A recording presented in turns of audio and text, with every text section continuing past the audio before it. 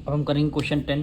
Bye selling 130 cassettes a man gain an equal amount equal to the selling price of 5 cassettes, find the gain percent. क्या कह रहा है, आपको gain percent इस question में निकालना है। तो सबसे पहले हमें क्या करना पड़ेगा, लेट करना पड़ेगा।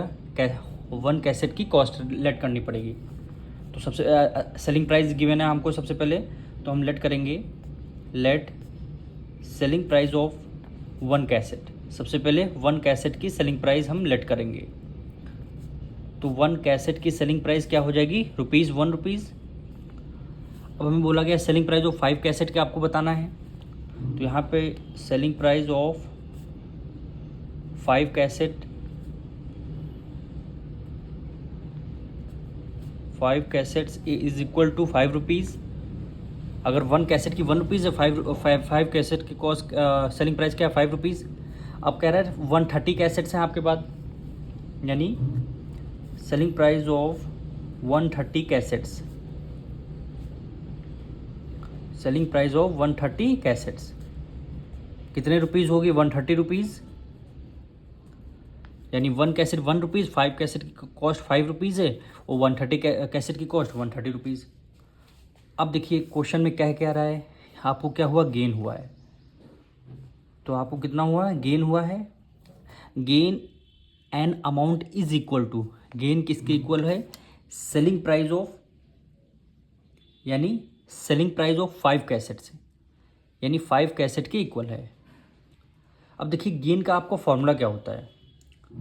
गेन का आपका फॉर्मूला होता है जब भी आप सेलिंग प्राइस से कॉस्ट प्राइस माइनस करेंगे। गेन का फॉर्मूला होता है सेलिंग प्राइस से कॉस्ट प्राइस आप माइनस करेंगे। अब गेन हमें गिवन कितना है, कितने कैसेट्स का, 5 कैसेट्स का। अब 5 कैसेट की कॉस्ट कितनी, ₹5। तो गेन के नीचे हम ₹5 लिख सकते हैं, बिल्कुल लिख सकते हैं। सेलिंग प्राइस, अब देखिए बाय सेलिंग 130 कैसेट्स, यानी सेलिंग प्राइस क्या, 130 कैसेट की कॉस्ट कितनी, ₹130। तो हम सेलिंग प्राइस के नीचे ₹130 लिख सकते हैं, बिल्कुल लिख सकते हैं, माइनस माइनस। अब आपको निकालना है कॉस्ट प्राइस। क्या निकालना है, कॉस्ट प्राइस निकालना है। तो सीपी उधर माइनस में है, इधर आके ये आपकी प्लस में हो जाएगी, इक्वल टू 130 क्या हो जाएगा, माइनस लगा देंगे क्योंकि 5 उधर प्लस में, इधर माइनस में आ जाएगा। तो कॉस्ट प्राइस किसकी, 130 में से अगर आप 5 माइनस करेंगे रुपीज़, कॉस्ट प्राइस ₹125 आ जाएगी। आपको गेन पता है, आपको कॉस्ट पता है, और क्वेश्चन में बोला गया था गेन परसेंट आपको निकालना है। तो यहाँ पे हम गेन परसेंट निकाल लेंगे, गेन परसेंट। अब इसका देखिए फॉर्मूला क्या होता है।